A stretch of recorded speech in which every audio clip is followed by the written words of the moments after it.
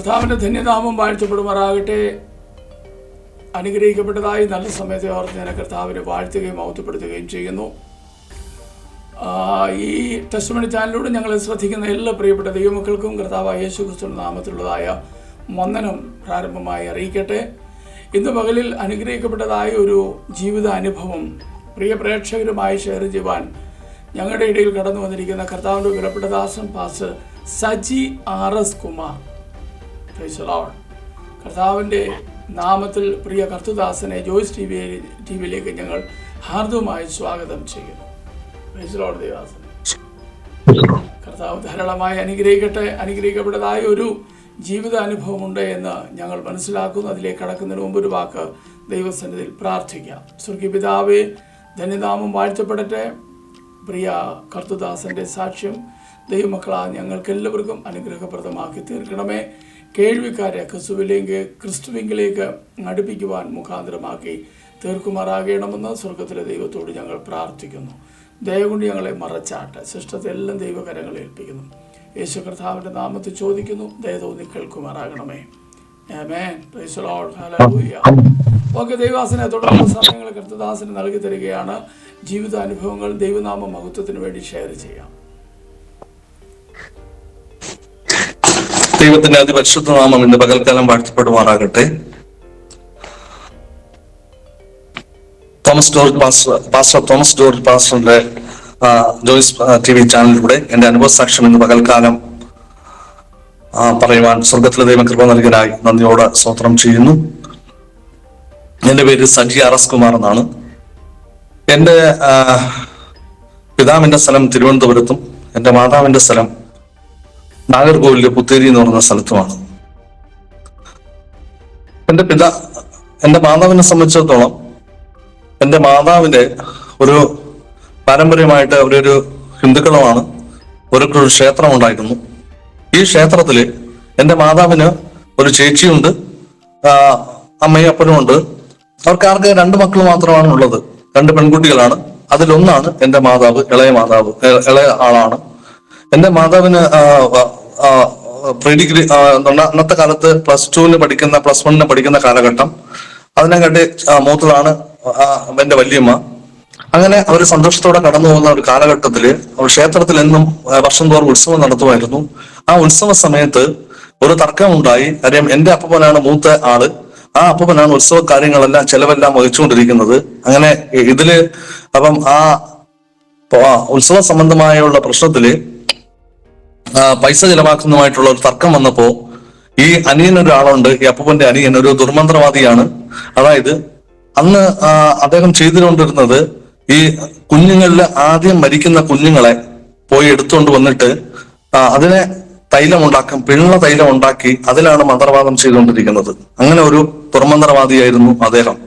അദ്ദേഹവുമായിട്ട് വാക്കുതർക്കം ഉണ്ടായിട്ട് ഞാൻ നിനക്ക് ഞാൻ കാണിച്ചു തരാമെന്ന് പറഞ്ഞുകൊണ്ട് അദ്ദേഹം ആ ക്ഷേത്രത്തിലെ ദേവിയെ ബന്ധിച്ചു കൊണ്ടുപോകാനിടയായി.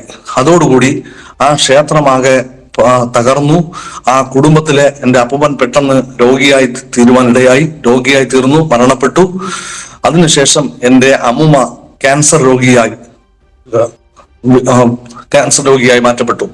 ആ സമയത്ത് ഒരു മകളുടെ 2 പെൺകുട്ടികളാണ്. ഇവരുടെ ഭാവിയെക്കുറിച്ച് അവർക്ക് വല്ലാത്ത ഒരു ആകുലത ഉണ്ടായിരുന്നു. അതുകൊണ്ട് ഒരു മകളുടെ കല്യാണമെങ്കിലും നടത്തണം എന്നുള്ള പെട്ടെന്നുള്ള ഒരു തീരുമാനത്തിൽ ഒരു വ്യക്തിയെ കണ്ടെത്തി വേഗം അദ്ദേഹത്തിന് കല്യാണം നടത്തി കൊടുത്തു. വലിയ സാമ്പത്തികമൊന്നും ഇല്ലായിരുന്നു. ആ സമയത്ത് എല്ലാം തകർന്നു. ആശുപത്രി ചെലവില് ഇവിടെ RCCയിൽ വന്ന് വരെ എന്റെ അമ്മമ്മയെ കൊണ്ടുവന്ന് ചികിത്സിക്കുവാനിടയായി. എന്നിട്ടും രക്ഷയില്ല. പിന്നീട് എന്റെ അമ്മയാണ് എന്റെ അമ്മമ്മയെ ശുശ്രൂഷിച്ച കാലയളവിൽ അമ്മ മരണപ്പെട്ടു. എന്റെ അമ്മ ഏകയായി മാറി. ബന്ധുക്കളെല്ലാം അകന്നു നിൽക്കുവാനായി. അങ്ങനെ ഇരിക്കുന്ന സാഹചര്യത്തിലാണ് എന്റെ പിതാവ് ജോലി തേടി നാഗർകോവിൽ എത്തുകയും എന്റെ മാതാവുമായി പരിചയത്തിലാവുകയും അവർ തമ്മിൽ ഇഷ്ടത്തിലായി. അങ്ങനെ അവരൊരുമിച്ച് ജീവിച്ചു. അതില് എന്നെ ഉദരത്തിലായപ്പോ എന്റെ പിതാവ് അവിടം വിട്ടു പോയി തിരുവനന്തപുരത്തേക്ക് വന്നു. എന്റെ പിതാവിന് വരില്ല എന്ന് കരുതിയിട്ട് എന്റെ മാതാവ് ആകപ്പാടെ വിഷമത്തിലായി. ഞാൻ ഗർഭാവസ്ഥയിൽ ഇരിക്കുന്ന അവസരത്തിൽ എന്നെ നശിപ്പിക്കുവാനായിട്ട് പദ്ധതികൾ ഒരുക്കി. പല പ്രാവശ്യം വയറ്റിൽ കിടക്കുമ്പോൾ തന്നെ ഒരുപാട് പ്രഹരങ്ങൾ അവൻ ഏൽപ്പിച്ചു. അങ്ങനെയെങ്കിലും ഇത് നശിച്ചു പോകുവാൻ വേണ്ടിയിട്ട്. പിന്നെ എന്റെ അമ്മയുടെ ഒരു ബന്ധു തന്നെ ഒരു സ്ത്രീ ഉണ്ടായിരുന്നു, വയസ്സായ. അവര് കൊണ്ടുവന്നു, എന്തോ മരുന്ന് കൊടുത്തു. അത് കുടിച്ചു. കുറച്ച് കുടിച്ചിട്ട് എന്റെ അമ്മ കുപ്പി കളഞ്ഞു. കുറച്ചു പോയി. എന്നാൽ എന്റെ ഉദരത്തിൽ വെച്ച് എന്നെ കർത്താവായ യേശു എന്നെ കണ്ടിരുന്നു എന്ന് പിൽക്കാലത്ത് ഞാൻ രക്ഷിക്കപ്പെട്ട ശേഷം 3 ദൈവദാസന്മാര് 3 സ്ഥലങ്ങളിൽ വെച്ച് ഇങ്ങനെ ആലോചന പറഞ്ഞു. നിന്നെ ഉദരത്തിൽ വെച്ച് ദൈവം കണ്ടതാണ്, ഇങ്ങനെ നീ നശിപ്പിക്കപ്പെടേണ്ടതാണെന്ന് പറഞ്ഞപ്പോ എനിക്കിത് ഈ ചരിത്രമൊന്നും അറിയില്ലായിരുന്നു. ഞാൻ വീട്ടിൽ വന്ന് ചോദിച്ചപ്പോഴാണ് ഇതിന്റെ കാര്യങ്ങളൊക്കെ പറഞ്ഞു തരുവാൻ ഇടയായത്. അതിനുശേഷം എന്റെ ബാല്യകാലത്തില് എന്ന് പറഞ്ഞാൽ എന്റെ പിതാവ് പിന്നെ വരികയും ഞങ്ങൾ ഒരുമിച്ച് അവർ ജീവിക്കുവാനിടയായി. അതിനുശേഷമാണ് ഞാൻ ജനിച്ചു 3-ാമത്തെ മാസം തിരുവനന്തപുരത്തേക്ക് കടന്നു വരുവാനിടയായി. അതായത് പ്ലാമൂട് ചാറാച്ചിറ എന്ന ദേശത്താണ്. ഹിന്ദുവായിട്ട് തന്നെയാണ് ഞങ്ങളുടെ കുടുംബക്കാരും മൊത്തവും. അങ്ങനെ തന്നെ ജീവിച്ചുകൊണ്ടിരുന്ന കാലഘട്ടം. ഞാൻ വളർന്ന ബാല്യകാലം എന്ന് പറയുന്നത് വളരെ ചെറിയ ദാരിദ്ര്യങ്ങളും പ്രശ്നങ്ങളും ഉണ്ടായിരുന്നുവെങ്കിലും ഞാൻ അങ്ങനെ എന്റെ പിതാവ് ഞങ്ങളെ നല്ലവണ്ണം നോക്കിയിട്ടുണ്ട്, അധ്വാനിച്ച് കാര്യങ്ങളൊക്കെ നോക്കുമായിരുന്നു. പക്ഷെ ഞാനാണെങ്കിലോ അനുസരണയില്ലാതെ ആരെയും ഭയക്കാതെ അങ്ങനെ ജീവിച്ചു വന്ന ഒരു കാലഘട്ടമാണ്. ഒരു പേടിയുമില്ല, പറഞ്ഞാലൊന്നും ഞാൻ കേൾക്കില്ല, ഞാൻ താങ്ങുവാനായിട്ട് ഞാൻ വളർന്നു. അനുസരണയില്ല, മാതാപിതാക്കൾക്ക് തലവേദനയായി. പല പ്രാവശ്യവും അവരെന്നെ അടിച്ചു നന്നാക്കാൻ നോക്കി, ഒരു രക്ഷയുമില്ല. ഞാൻ ആർക്കും വശപ്പെട്ട് കൊടുക്കുന്ന ആ ഒരു പ്രകൃതമല്ലായിരുന്നു. എന്നാൽ നാളുകൾ കഴിഞ്ഞു. എന്റെ ഡിഗ്രി വിദ്യാഭ്യാസത്തിന് ശേഷം എന്റെ പിതാവ് അവിടുത്തെ സ്ഥലം കൊടുത്തിട്ട് പേയാട് എന്ന സ്ഥലത്ത് വരുവാനിടയായി. പേയാട് വന്നു. ഞാൻ ഡിഗ്രി വിദ്യാഭ്യാസം കഴിഞ്ഞതിന് ശേഷം എന്നും ഒരു തൊഴിൽവാർത്ത വാങ്ങാനായിട്ട് പേയാട് കാവ്യ ബുക്സ് എന്ന് പറഞ്ഞ ഒരു പുസ്തകശാലയിൽ കടന്നു പോകാൻ ഇടയായി. ഒരു ദിവസം തിങ്കളാഴ്ച ഞാൻ തൊഴിൽവാർത്ത വാങ്ങാനായിട്ട് കടന്നു പോകുമ്പോൾ ആ ഷോപ്പ് മതിയാക്കിയാണ്. കാര്യം അവിടുത്തെ പയ്യന് ഒരു ജോലി കിട്ടി പട്ടാളത്തില്. അതുകൊണ്ട് അവിടെ ഇരിക്കുന്ന പുസ്തകങ്ങൾ എങ്ങനെയെങ്കിലും കൊടുത്തു തീർക്കണമെന്നുള്ള ആഗ്രഹത്തോടെ എനിക്ക് ഒരു പുസ്തകം അവിടുത്തെ പയ്യൻ തരുവാനിടയായി. ആ പുസ്തകം ഇതാണ് നിങ്ങളുടെ ജ്യോതിഷം എന്ന് പറഞ്ഞ ഒരു പുസ്തകം.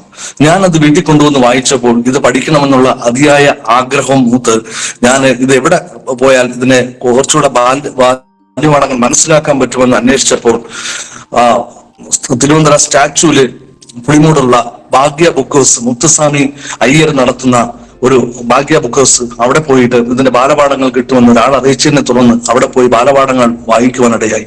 എന്നാൽ ഇതിനൊരു ഗുരു വേണമല്ലോ എന്ന് വിചാരിച്ച് അങ്ങനെ ചിന്തിച്ചിരിക്കുന്ന കാലഘട്ടത്തിലാണ് കുണ്ടമൻകടവ് ദേവീക്ഷേത്രത്തില് ദേവപ്രശ്നത്തിനായിട്ട് പട്ടം കൃഷ്ണൻ നായർ സാർ എന്ന് പറയുന്ന ഒരു വ്യക്തി വരുവാനിടയായി. ആ ദേവപ്രശ്നം കഴിഞ്ഞ് അദ്ദേഹത്തിനോട് ചോദിച്ചു, എന്നെ കൂടെ ഒന്ന് പഠിപ്പിക്കാമോ എന്ന് ചോദിച്ചു. അപ്പോ അദ്ദേഹം പറഞ്ഞു, പഠിപ്പിക്കാം, വന്നാൽ മതി എന്ന് പറഞ്ഞു. ഞാൻ അങ്ങനെ അദ്ദേഹത്തിന്റെ ക്ലാസ്സുകൾ അറ്റൻഡ് ചെയ്യാൻ അവിടെ പോയി പഠിക്കുവാൻ തുടങ്ങി. അങ്ങനെ ഇരിക്കുമ്പോൾ ഒരു ദിവസം അദ്ദേഹത്തിന്റെ മകന്റെ സ്ഥലം മകൻ അമേരിക്കയിലായിരുന്നു ആ സമയത്ത്. കുറച്ചുനാൾ അവിടേക്ക് പോകുന്നു.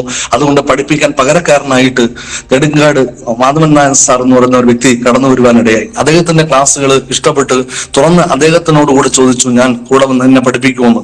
അങ്ങനെ അദ്ദേഹമാണ് എന്നെ ഒരു ജോത്സ്യനാക്കിയതും കബഡി തന്ന് എന്നെ അനുഗ്രഹിച്ചതും അദ്ദേഹമാണ്.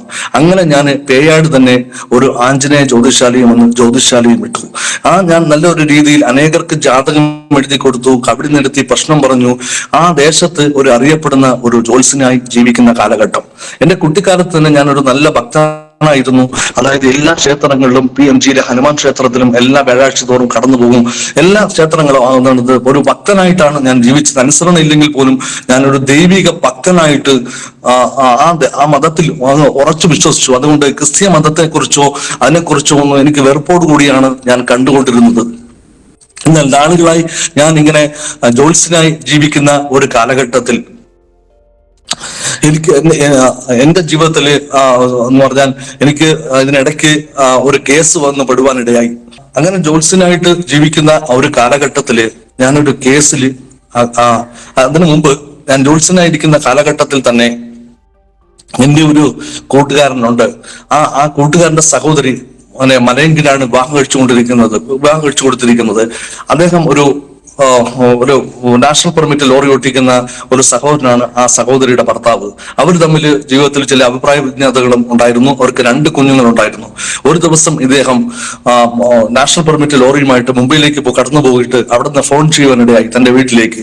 ആ വീട്ടിലേക്ക് പോകുന്ന സമയം, വിളിച്ച സമയത്ത് ആ വീട്ടിൽ കുടുംബശ്രീ കൂടിക്കൊണ്ടിരിക്കുന്ന സമയമായിരുന്നു. അവിടുത്തെ ശബ്ദം കേട്ടിട്ട് അദ്ദേഹം ആ സഹോദരിയെ തെറ്റിദ്ധരിക്കുകയും ഒരുപാട് വഴക്ക് പറഞ്ഞു. ഈ കുടുംബശ്രീ കഴിഞ്ഞതിന് ശേഷം ഈ സഹോദരി ഒരു 6 മണിയോടുകൂടി തന്റെ പൂജാമുറിയിൽ കയറി ഇരുന്ന് കരഞ്ഞു പ്രാർത്ഥിക്കാൻ തുടങ്ങി.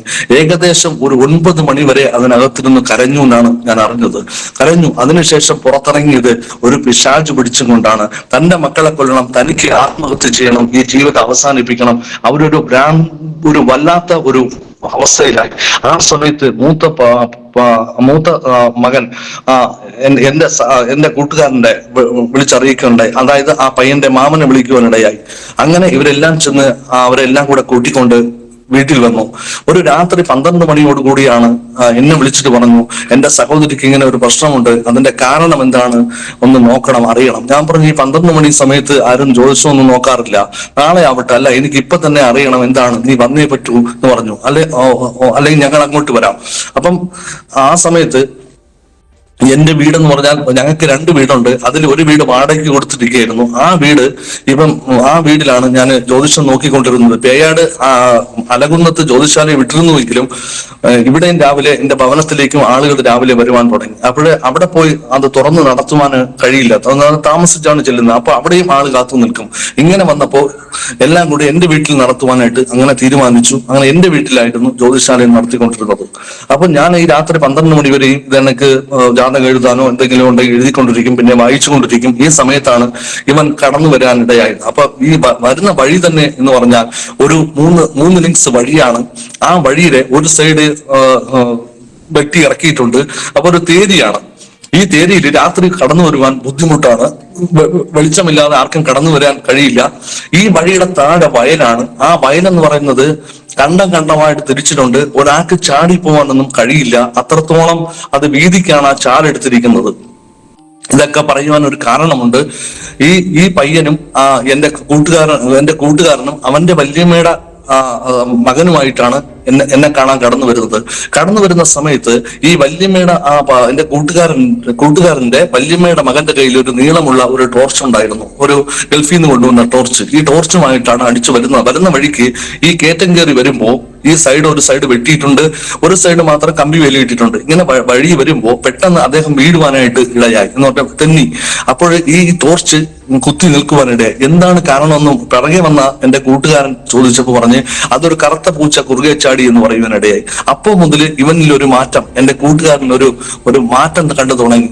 അവൻ എന്ത് ചെയ്തു, ആ സമയത്ത് അവനെ സംബന്ധിച്ചിടത്തോളം അവനാണ് പേയാട് ക്ഷേത്രത്തില് വെളുപ്പിന് 4 മണിക്ക് ക്ഷേത്രം തുറക്കേണ്ട ഒരു ചുമതല അവനായിരുന്നു. അതുകൊണ്ട് അവന്റെ കയ്യിൽ ക്ഷേത്രം തുറക്കേണ്ട ഒരു നീളമുള്ള താക്കോൽ ഉണ്ടായിരുന്നു. അവൻ അത് കയ്യിലെടുത്തു. അയാളെ കുത്താനായിട്ട് കയ്യിലെടുത്തപ്പോ അദ്ദേഹം ആ താക്കോല് ബലമായിട്ട് പിടിച്ചു വാങ്ങിച്ചിട്ട്, ഇത് ക്ഷേത്രത്തിലെ താക്കോലാണ് പറഞ്ഞ് പിടിച്ചു വാങ്ങിച്ചിട്ട് അപ്പൊ പറഞ്ഞ് എനിക്കൊരു കുഴപ്പമില്ല എന്ന് പറഞ്ഞിട്ട് ഇവന് മുണ്ട് കെട്ടിയിട്ട് ആ സമയത്ത് താക്കോല് തിരിച്ചു വാങ്ങിച്ചു. ഇവൻ നോർമലായിട്ട് കാണിച്ചുകൊണ്ട് ആ താക്കോല് വാങ്ങിച്ചുകൊണ്ട് അദ്ദേഹത്തെ പിടിച്ചൊരൊറ്റ തള്ളിയിട്ട് ഇവൻ ഒരൊറ്റ ഓടിയതും ഞാൻ പറഞ്ഞു പിറകെ പിടിച്ചോളാൻ പറഞ്ഞു. ഇല്ലെങ്കിൽ 2-1 കാണുള്ളൂ. കാര്യം കൊല്ലുവാനാണ് വന്നത് ആ താക്കോല്. കാര്യം ആ സഹോദരിയെ കൊല്ലണമെന്നായിരുന്നു പിശാചിന്റെ ലക്ഷ്യം. പിശാചിനെ കൊല്ലുവാൻ ആ സഹോദരിയെ കഴിയാത്തത് കൊണ്ട് വേറൊരു ഒരുത്തലിലൂടെ സഹോദരനിലൂടെ പ്രവർത്തിച്ച് ആ പിശാച് ആ സഹോദരിയെ കൊല്ലുവാനായിട്ട് രാത്രി ഈ ചാലെല്ലാം കടന്ന് ഓടിയത് എന്നെ പോലും അതിശയപ്പെടുന്നു. ഒരു വെട്ടമില്ല, വെളിച്ചമില്ല. ഈ ചാൽ എങ്ങനെ കടന്നു എന്ന് എനിക്കറിയില്ല. അപ്പൊ എന്നെ പക്ഷെ ഒരേ ഒരു കാര്യം, പൂജാമുറിയിൽ കയറിയ ഈ സഹോദരി അവിടെ ഇരുന്ന് തന്റെ വിഷമങ്ങൾ പറയുവാനായിട്ട് കരഞ്ഞ ആ സഹോദരിയുടെ മേൽ പിശാച് കയറുവാൻ എങ്ങനെ ഇടയായി? അവിടെ ഇരിക്കുന്നതൊന്നും ദൈവമല്ലേ? ഇവിടെ ഇരിക്കുന്നത് ദൈവമുള്ളിടത്ത് ഒരിക്കലും എന്ത് ചെയ്യില്ല, പിശാച് വരികയില്ല. ഈ പിശാച് വരണമെങ്കിൽ ഇതെല്ലാം പിശാചാണോ എന്നൊരു ചിന്ത എന്റെ മനസ്സിലുണ്ടായി. എന്നാലും ഞാൻ ഒരു ജ്യോത്സ്യനായി തന്നെ ഈ ചിന്ത മനസ്സിലുണ്ടായിട്ടും ഞാൻ ഒരു ജ്യോത്സ്യനായിട്ട് തന്നെ അങ്ങനെ മുന്നോട്ട് പോയി ജീവിച്ചിരുന്ന ഒരു കാലഘട്ടം. അനേകർക്ക് പ്രശ്നം പറഞ്ഞു ജ്യോത്സ്യനായിട്ട് ജീവിക്കുന്ന ഒരു കാലഘട്ടത്തിൽ ഒരു കേസ് എന്റെ ജീവിതത്തിലേക്ക് വന്നു പെടുവാനിടയായി. ഞാൻ മാനസികപരമായി തളർന്നു. പലരും എന്നോട് വന്ന് ചോദിച്ചു, എന്താ നിനക്ക് ഇങ്ങനെ ഒരു പ്രശ്നം വരുവാനുള്ള കാരണം എന്താണെന്ന് ചോദിച്ചു. ഇതിനൊരു പരിഹാരമില്ലേ? പക്ഷെ ഞാൻ എന്റെ പൂജാമുറി ഒരു ക്ഷേത്രം പോലെയാണ്. അനവധി പടങ്ങളും വിഗ്രഹങ്ങളും ഉണ്ട്.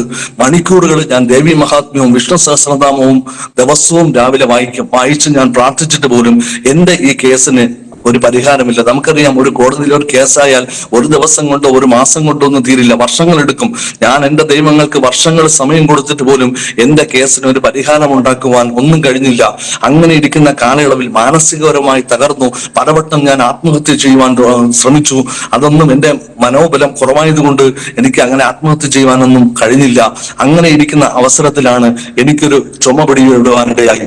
ഞാൻ ഈ ചുമയും കൊണ്ട് ഞാൻ ഇങ്ങനെ നടക്കുവാൻ മരുന്ന് കഴിച്ചു, എന്നിട്ടും ഒരു മാറ്റവുമില്ല. അവസാനം ഞാനിത് പരിശോധിക്കാൻ, പലരും പറഞ്ഞു ഇതൊന്ന് പരിശോധിക്കാൻ പറഞ്ഞു. ഞാൻ അങ്ങനെ ജനലാശുപത്രിയില് അടുത്ത് TB സെന്ററിൽ കടന്നു പോകാനിടയായി. കാര്യം ഞാൻ രക്തം വരെ തുപ്പാൻ തുടങ്ങി. വല്ലാതെ അവശനായി. എന്റെ കിലോ എന്ന് പറയുന്ന എന്റെ ശരീരം ശോഷിച്ചു തുടങ്ങി. ആഹാരം വേണ്ടാതായി.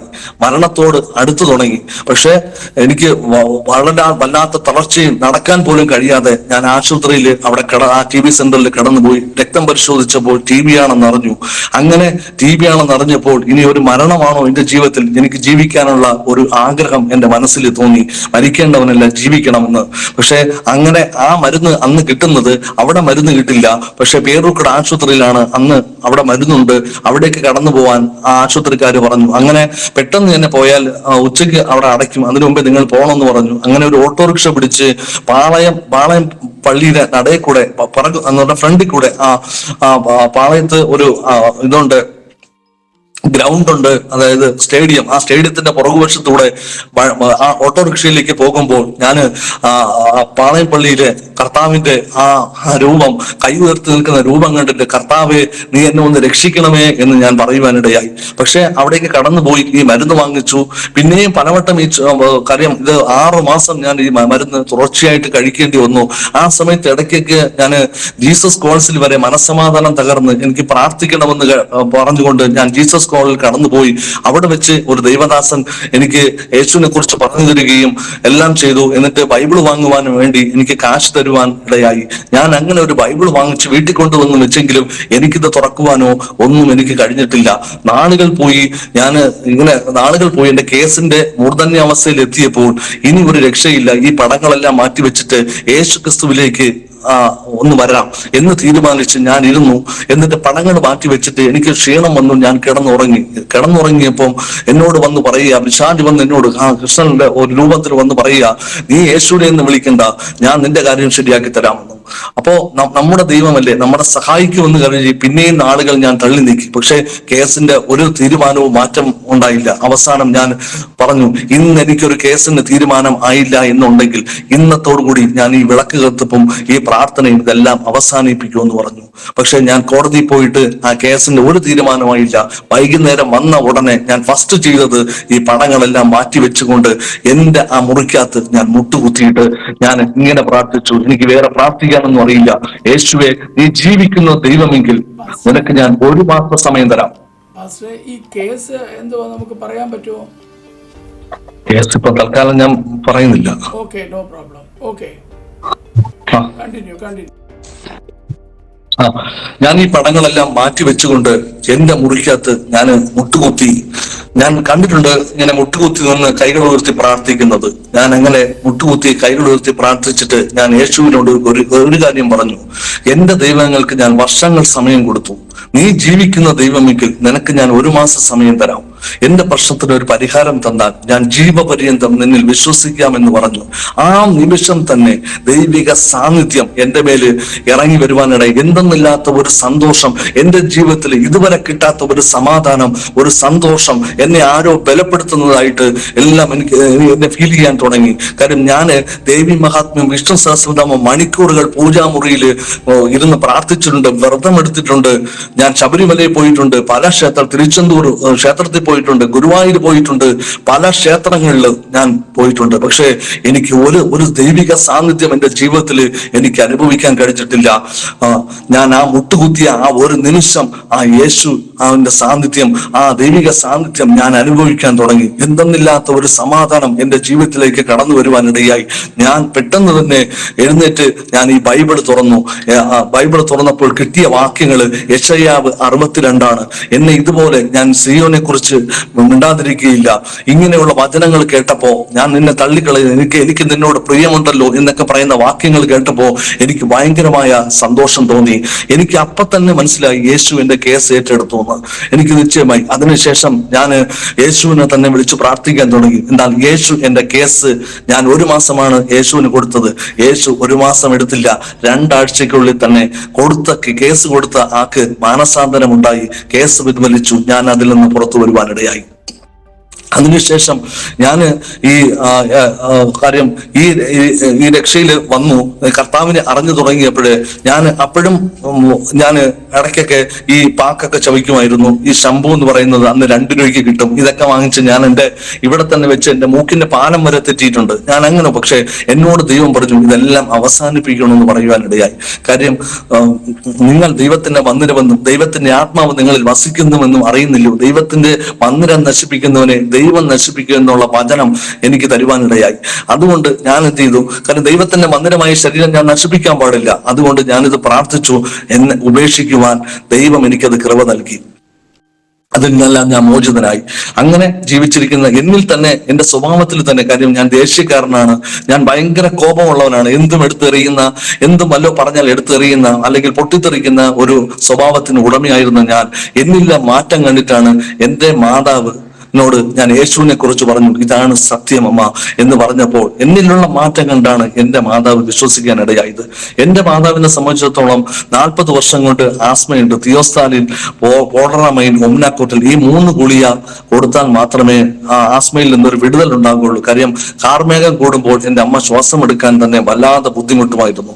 അങ്ങനെ ഇരിക്കുന്ന സമയത്താണ് പേയാട് ചാത്രക്കടവില് ഷൈൻവെസ് എബ്രഹാമിന്റെ ആ ചർച്ചിനോട് ബന്ധിച്ച് ഒരു കൺവെൻഷൻ നടക്കുന്നു. ആ കൺവെൻഷനിൽ എൻ്റെ അമ്മയും കൂടെ ഞാൻ വിളിച്ചു കൊണ്ടുപോയി. ആദ്യമായിട്ട് എൻ്റെ അമ്മ ആ കൺവെൻഷൻ എൻ്റെ കൂടെ വന്നതാണ്. വന്ന് അവിടെ പാട്ടുപാടി ആരാധിച്ചു കൊണ്ടിരുന്നപ്പോ എൻ്റെ അമ്മയുടെ മേല് പരിശുദ്ധാത്മാവ് ഇറങ്ങി. ഞങ്ങളുടെ വിഷയം എന്തെന്നറിയില്ല, ഞങ്ങൾ എന്തിനാണ് വന്നതെന്നും അറിയില്ല, എൻ്റെ അമ്മയുടെ രോഗം എന്താണെന്ന് അറിയില്ല, ആരോടും പറഞ്ഞിട്ടില്ല. പക്ഷേ അവിടെ വെച്ച് ദൈവിക സാന്നിധ്യം വന്ന് സ്വർഗത്തിലെ ദൈവം മനസ്സിലാക്കുന്ന ഒരു ദൈവമുണ്ടെന്ന് മനസ്സിലാക്കി എൻ്റെ മാതാവിന്റെ മേലെ പരിശുദ്ധാത്മാവ് ഇറങ്ങി. എൻ്റെ അമ്മ ശ്വാസം എടുക്കുവാൻ കുറച്ച് ബുദ്ധിമുട്ട്. ഇങ്ങനെ അവിടെ പെട്ടെന്ന് തന്നെ പരിശുദ്ധാത്മാവ് ഇറങ്ങിയപ്പോ ശ്വാസം ഇങ്ങോട്ട് എടുക്കാൻ തുടങ്ങി. ഒരു പൂർണ്ണ സൗഖ്യം പ്രാപിച്ചിട്ടാണ് അന്ന് കടന്നു വരുവാനിടയായത്. ഇന്ന് എൻ്റെ അമ്മ വിശ്വാസത്തിലാണ്. സ്നാനമേറ്റ് പേയാട് അമ്പൻകോട് എബനേസർ മിഷൻ എന്ന് പറഞ്ഞ ചർച്ചിൽ, ശശിധരൻ പാസ്റ്റർ ചർച്ചില് എൻ്റെ അമ്മ വിശ്വാസിയാണ്. എൻ്റെ അപ്പൻ ഇതിലോട്ട് കടന്നു വരുവാനിടയായി. വയസ്സ് 83 ആണെങ്കിലും വിശ്വാസത്തിലാണ്. ഇന്ന് ഞങ്ങൾ അനുഭവിക്കുന്ന സന്തോഷം. ഞാൻ അങ്ങനെ ഇരുന്ന് തുറന്ന് ബൈബിൾ ക്ലാസ്സിൽ പഠിക്കുവാനൊക്കെ ആയിട്ട് കടന്നുപോയി. അങ്ങനെ ബൈബിൾ ക്ലാസ്സിന് കടന്നുപോയി. അങ്ങനെ ജീവിക്കുന്ന ഒരു കാലഘട്ടത്തില് എനിക്ക് അവിടെ തന്നെ പേയാട് തന്നെ ഈ ജോത്സ്യനായതിനു ശേഷം ഭയങ്കര എതിർപ്പുണ്ടായിരുന്നു. തൊട്ടടുത്ത് ഒരു ഭവനത്തിൽ പോലും ആരാധന വയ്ക്കാൻ പോലും കഴിയാതെ തൊട്ടടുത്തുള്ള ഒരുത്തൻ ഭയങ്കരമായിട്ട് ശല്യം, കല്ലുവാരി എറിഞ്ഞ് ഭയങ്കരമായ പ്രശ്നം. നാട്ടുകാരെല്ലാം കൂടെ ചേർന്നുകൊണ്ട് എനിക്കെതിരെ കേസ് കൊടുക്കുവാനിടയായി. കാര്യം ആരാധന നടത്താൻ പാടില്ല, ഇവിടെ ഭയങ്കര ശല്യമാണെന്ന് പറഞ്ഞുകൊണ്ട് കേസ് കൊടുത്തു. വിളപ്പിശാല പോലീസില് കേസ് കൊടുത്തു. പോലീസ് എന്നെ വിളിച്ചു. SI പറയുകയാണ്, ഇതാണ് എൻ്റെ മുറി, ഇതിനകത്തെ ശബ്ദം നിൽക്കാവൂ, എന്റെ ശബ്ദം ഇതിനകത്ത് നിൽക്കുന്നത് പോലെ നിങ്ങളുടെ വീടിനകത്ത് ശബ്ദം നിൽക്കാവും. ഞാൻ പറഞ്ഞു വലിയ ശബ്ദമൊന്നും ഉണ്ടാക്കുന്നില്ല, അത് നാട്ടുകാർ പറയുന്നല്ലോ ഭയങ്കര ശബ്ദമാണെന്ന്. അവസാനം അവിടെ പ്രാർത്ഥിക്കാൻ പോലും എനിക്ക് അനുവാദമില്ലാത്ത സാഹചര്യം അവിടെ നിന്ന് കിട്ടി. അങ്ങനെ ഞാൻ എന്ത് ചെയ്തു? മനുഷ്യാവകാശ കമ്മീഷനിൽ കൊണ്ടുവന്ന് ഞാനൊരു കേസ് ഫയൽ ചെയ്തു. എനിക്ക് ആരാധിക്കാൻ സ്വാതന്ത്ര്യമില്ലേ, ഞാൻ ഈ ദൈവത്തെ അറിഞ്ഞു, ഈ ദൈവത്തെ തന്നെ എനിക്ക് ആരാധിക്കണം, ഇനി ഞാൻ വിഗ്രഹങ്ങളെ സേവിക്കില്ല, ഈ ദൈവത്തെ തന്നെ എനിക്ക് ആരാധിക്കണം എന്നുള്ള ഒറ്റ ലക്ഷ്യത്തോടു കൂടി ഞാൻ അവിടെ പോയി കേസ് ഫയൽ ചെയ്തു. കേസ് എനിക്ക് അനുകൂലമായി. വിളപ്പിശാല പോലീസിന് ഇതിൽ ഇടപെടുവാനുള്ള ഒരു അധികാരവുമില്ല. മൈക്ക് മാത്രം വെക്കുന്നതിന്റെ ഓർഡർ വാങ്ങിക്കണം, അല്ലാതെ നിങ്ങളുടെ ഭവന പ്രാർത്ഥനയോ രോഗികൾക്ക് വേണ്ടി പ്രാർത്ഥിക്കുന്നതിനോ ഏതൊരു തടസ്സവുമില്ല എന്ന് പറയുവാനിടയിൽ. പിന്നെ ആ നാട്ടിൽ ഞങ്ങൾക്കൊരു എതിർപ്പ് വേണ്ടാന്ന് കരുതിയിട്ട് കാര്യം ചുറ്റും ഹൈന്ദവരാണ്, അവിടെ ഒരു എതിർപ്പ് വേണ്ടാന്ന് കരുതിയിട്ട് എനിക്കുള്ള ഷെയർ, ആ വീട്, ഞാൻ ജ്യോതിഷം നോക്കിയിരുന്ന ആ സ്ഥലം ഞാൻ അത് കൊടുത്തുകൊണ്ട് അമ്പൂരി എന്ന് പറയുന്ന സ്ഥലത്ത് ഞാനൊരു ഭവനം വാങ്ങിച്ച് അവിടെ താമസിക്കുവാനിടയായി. തുറന്നും ഞാൻ ബൈബിൾ ക്ലാസ്സിൽ പൊയ്ക്കൊണ്ടിരുന്ന ഒരു കാലഘട്ടത്തില് ഈ പൂടനാട് എന്ന് പറയുന്ന ഒരു സ്ഥലത്ത് ഒരു ദിവസം, കാര്യം ഞാൻ ഈ ജ്യോതിഷം വിട്ട് ഇറങ്ങി എനിക്ക് ജീവിക്കാൻ വേറെ മാർഗമില്ലാതിരുന്നപ്പോൾ യേശു കർത്താവിനോട് പ്രാർത്ഥിക്കുകയും അങ്ങനെ സ്റ്റാർ ഹെൽത്ത് എന്ന് പറയുന്ന ഒരു കമ്പനിയിൽ എനിക്ക് ജോലി ലഭിക്കുവാനിടയായി. കാര്യം എൻ്റെ ജീവിതത്തിൽ ഞാൻ പല ജോലികൾ ചെയ്തിട്ടുണ്ട്. ജോത്സ്യനായിരിക്കുന്ന സമയത്ത് പുസ്തകങ്ങൾ വാങ്ങാനൊക്കെ ആയിട്ട് ഞാൻ LIC ഏജന്റ് ആയിട്ടുണ്ട്. ഞാൻ ഫുള്ളട്ടൺ എന്ന് പറയുന്ന കമ്പനി, ഇന്ത്യ ബുൾസ് എന്ന് പറയുന്ന കമ്പനിയിലെല്ലാം വർക്ക് ചെയ്തിട്ടുണ്ട്. ഈ ഫുള്ളട്ടൺ എന്ന് പറയുന്ന കമ്പനി കടവന്തറയിലുണ്ടായിരുന്നു. അവിടെ ഞാൻ ജോലി ചെയ്യുന്ന ഒരു കാലത്ത് ഒരു സംഭവം ഉണ്ടായി. ആ കാലഘട്ടത്തിൽ ഞാൻ ഹിന്ദുവായിരിക്കുന്ന സമയത്ത് ഈ ദേവി മഹാത്മ്യ വിഷ്ണു സഹസ്രനാമവും ദിവസവും രാവിലെ വായിച്ചിട്ടാണ് ജോലി കടന്നു പോകുന്നത്. ആ ദേവി മഹാത്മ്യത്തിൽ പറയുന്നുണ്ട്, ഇത് വായിക്കുന്നവന് ചിക്കൻ ബോക്സോ മറ്റു രോഗങ്ങളോ ഒന്നും വരികയില്ലെന്ന്. പക്ഷെ ചിക്കൻ ബോക്സ് അടിച്ച് അവിടുന്ന് എന്റെ ജോലി ഉപേക്ഷിച്ച് തിരുവനന്തപുരത്തേക്ക് വരുവാനിടയായി. പിന്നെയാണ് ഞാൻ ഇന്ത്യ ബുൾസ് എന്ന് പറയുന്ന കമ്പനി കയറുന്നത്. അതിനുശേഷമാണ് പിന്നെ ഞാൻ രക്ഷയിലേക്കൊക്കെ വരുന്നത്. സുബ്രം, അങ്ങനെ ഞാൻ ഈ സ്റ്റാർ ഹെൽത്തിൽ ജോലി ചെയ്തുകൊണ്ടിരിക്കുന്ന കാലഘട്ടത്തിൽ ഒരു ദിവസം ഞാൻ പൂഴനാട് 21 ദിവസത്തെ ഒരു ഫാസ്റ്റിംഗ് പ്രയർ ഒരു ഭവനത്തിൽ ഒരു കുഞ്ഞിന്റെ ഒരു തലമുറയ്ക്ക് വേണ്ടി അവര് നടത്തുന്നുണ്ട്. ആ നടത്തുന്ന ഒരു ഇതിലേക്ക് ഞാനും ആ ഭവനത്തിലേക്ക് ആ 21 ഫാസ്റ്റിംഗ് പ്രയറിലേക്ക് ഞാനും കടന്നുപോയി. അവിടെ അന്ന് ശുശ്രൂഷിക്കുന്നതായിരുന്നു പ്രൈസ് കർത്ത എന്ന് പറയുന്ന ഒരു ദൈവദാസനാണ്. ആ ദൈവദാസൻ എന്നെ നോക്കിയിട്ട് ഒരു ദൂത് പറയുവാനിടയായി. നിന്റെ അലച്ചിൽ നിൽക്കാൻ പോകുന്നു. എന്നെ നോക്കിയിട്ട് പറഞ്ഞതാ, നിന്റെ അലച്ചിൽ നിൽക്കാൻ പോകുന്നു. ഇത്ര ദിവസം കഴിയുമ്പോൾ, ആ ദിവസം എനിക്ക് ഓർമ്മയില്ല, ഇത്ര ദിവസം കഴിയുമ്പോൾ ഒരമ്മ തന്റെ മകന് വേണ്ടി പ്രാർത്ഥനാ വിഷയവുമായി നിന്റെ അടുക്കലേക്ക് വരും. അതിലൂടെ ദൈവം നിന്നെ പുറത്തെടുക്കുകയാണെന്ന് പറഞ്ഞു. പക്ഷെ ഞാൻ അത് വീട്ടിൽ വന്നു പ്രാർത്ഥിക്കുകയും ചെയ്തു. ഒരു ദിവസം എന്റെ വണ്ടി വർക്ക്ഷോപ്പിലായി. ഞാൻ ഈ പാമ്പരങ്കാവ് അവിടുന്ന് ഇറങ്ങി ഇങ്ങനെ ബസ്സിലിറങ്ങി നടന്നു വരുമ്പോൾ ഈ അമ്മ ഓടിക്കൊണ്ട് വന്നിട്ട് പറഞ്ഞു, എന്റെ മകന് വേണ്ടി ഒന്ന് പ്രാർത്ഥിക്കാൻ വരണേ എന്ന് പറഞ്ഞു. ഞാൻ കടന്നുപോയി. വൈകുന്നേരം ഞാൻ ആ ഭവനത്തിലേക്ക് കടന്നു പോയപ്പോൾ അവർക്ക് 2 പെൺമക്കളും ഒരാണുമാണുള്ളത്. അപ്പോൾ അവർ എന്നോട് ഇങ്ങനെയാ പറഞ്ഞത്, ഈ മകൻ മരിച്ചു പോയാൽ ഞാൻ ഇനി ജീവിച്ചിരുന്നിട്ട് കാര്യമില്ല. കാര്യം എനിക്ക് ആകെയുള്ള ഒരു മകനാണ്. ഇവനെ എങ്ങനെയെങ്കിലും രക്ഷപ്പെടുത്തണം. ഇവനെ ബെന്തക്കോസിലേക്ക് തന്നിരിക്കുന്നു, നീ കൊണ്ടുപോയി എങ്ങനെയെങ്കിലും രക്ഷപ്പെടുത്തണം എന്ന് പറഞ്ഞ് അവർ പറയുവാനിട ഇവന് വേണ്ടി ഒന്ന് പ്രാർത്ഥിക്കണം.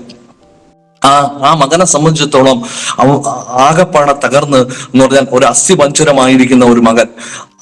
ആ മകന് എന്ത് അസുഖമാണെന്ന് ടെസ്റ്റ് ചെയ്തിട്ട് പല ടെസ്റ്റുകൾ ചെയ്തിട്ട് പോലും അവന് ഒരു അസുഖമില്ല. അവന് TB ഉണ്ടോ എന്ന് വരെ നോക്കി, TB അങ്ങനെ യാതൊരുവിധ പ്രയാസം ഒന്നും അവന് ആ രോഗമോ ഒന്നും കണ്ടെത്തുവാൻ കഴിഞ്ഞിട്ടില്ല. എവിടെയെങ്കിലും പോയി ഇരുന്ന് ചുമച്ചാൽ അവിടെ കുനിഞ്ഞിരുന്ന് ചുമയ്ക്കും. ഇരിക്കാൻ പോലും കഴിയാതെ അവിടെ ഇരിക്കുന്ന അവസ്ഥ. ആകെപ്പാടെ തകർന്ന ഒരു അവസ്ഥയായിരുന്നു ആ മകനുണ്ടായിരുന്നത്. അപ്പോൾ ആ മാതാവ് തന്നെ പറഞ്ഞു, ഇവന്റെ തലമേൽ കൈവച്ച് പ്രാർത്ഥിക്കാൻ. ഞാൻ ആരുടെ തലയിൽ കൈവച്ച് പ്രാർത്ഥിച്ചിട്ടില്ല. ഞാൻ അന്ന് ഒരു വിശ്വാസിയാണ്, ഞാൻ പാസ്റ്റർ ആയിട്ടില്ല. എന്നാലും അവരുടെ വിശ്വാസം കണക്കിലെടുത്ത് ഞാൻ അവന്റെ തലമേൽ കൈവച്ച് പ്രാർത്ഥിക്കാൻ തുടങ്ങിയപ്പോൾ കൈവച്ചപ്പോൾ തന്നെ എന്റെ കൈ ചുട്ടുപൊള്ളുന്ന ഒരു അനുഭവമായിരുന്നു. പിറ്റേ ദിവസവും ഞാൻ അവന് വേണ്ടി പ്രാർത്ഥിച്ചു. 2-3 ദിവസം പ്രാർത്ഥിച്ചപ്പോൾ എന്റെ കയ്യിലെ ചൂട് കുറയുവാൻ തുടങ്ങി. അവൻ സൗഖ്യമായി മാറി. സ്തോത്രം. അതിനുശേഷം പിന്നെയും ഞാൻ ഉള്ള ബൈബിൾ ക്ലാസ്സിൽ പോയിക്കൊണ്ടിരുന്ന കാലഘട്ടത്തില് ഞാൻ എന്റെ ജോലിയിൽ ചില പ്രതിസന്ധികൾ വന്നു.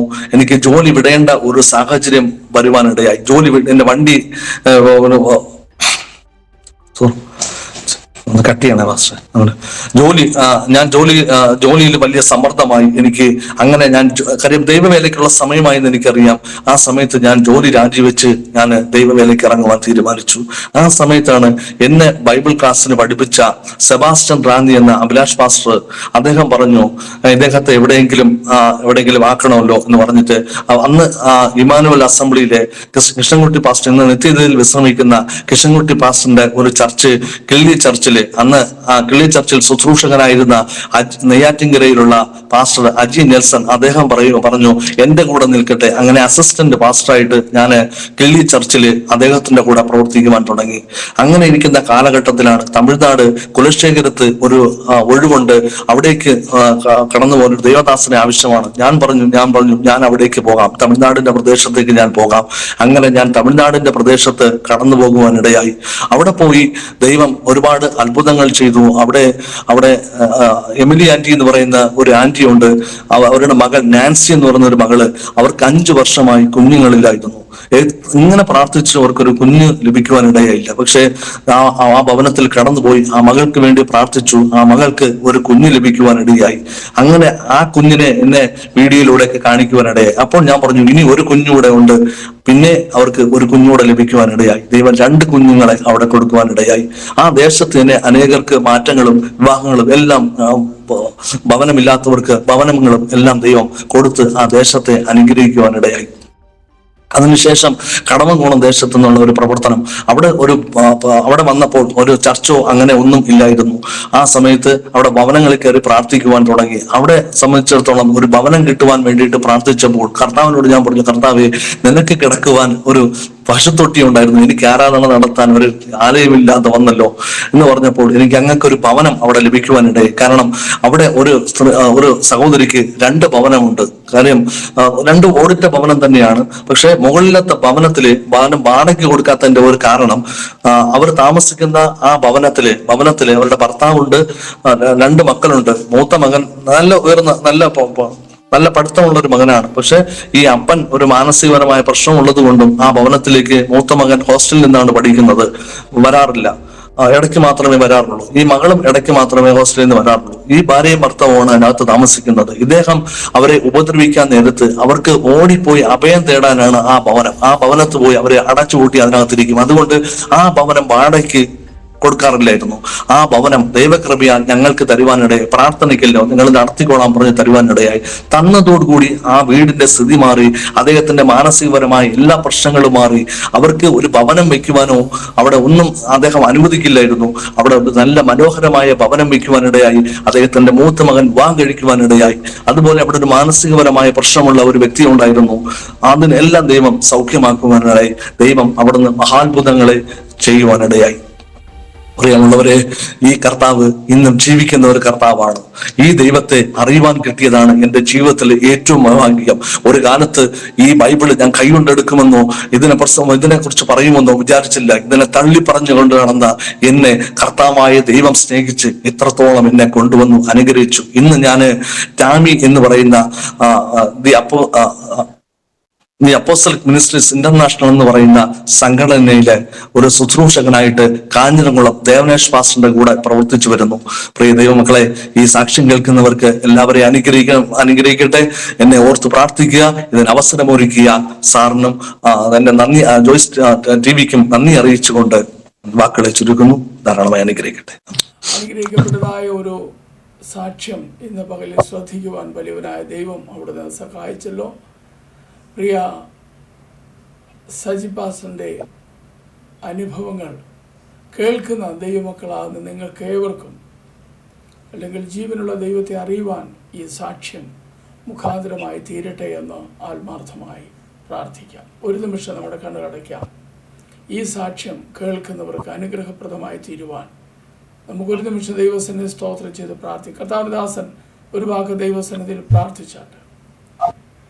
പരിശുദ്ധനായ ദൈവമേ, സ്വർഗ്ഗ നല്ല പിതാവേ, അനുഗ്രഹവും ശ്രേഷ്ഠവും ഏറിയ കർത്താവെ, നല്ല സമയത്തിനായി നന്ദിയോടെ സ്തുതിക്കുന്നു. കർത്താവെ സ്തോത്രം ചെയ്യുന്നു. ഇന്ന് പകൽക്കാലം കർത്താവെ സ്തോത്രം, ഹല്ലേലൂയ, ജോയ്സ് ടിവിയിൽ കർത്താവെ എന്റെ അനുഭവ സാക്ഷ്യം പറയുവാൻ പ്രിയ കർത്തദാസൻ ഒരു അവസരം ഒരുക്കിയതിനായി നന്ദിയോടെ ഞാൻ ദൈവത്തിന് സ്തോത്രം ചെയ്യുന്നു. എന്റെ സാക്ഷ്യം അനേകർക്ക് ഒരു അനുഗ്രഹമായി തീരുവാൻ, ഒരു വിടുതലിന് കാരണമായി തീരുവാൻ, അനേകർ കർത്താവായ യേശുവിനെ തിരിച്ചറിയുവാൻ, ഒരു ജീവിക്കുന്ന ദൈവമുണ്ടെന്ന് മനസ്സിലാക്കി രക്ഷയിലേക്ക് വരുവാൻ ഏവരെയും ഈ അനുഭവ സാക്ഷ്യം സഹായിക്കുമാറാകട്ടെ എന്ന് പറഞ്ഞുകൊണ്ട് പറയുന്നു. ദൈവം ധാരാളമായി അനുഗ്രഹിക്കട്ടെ. ആമേൻ.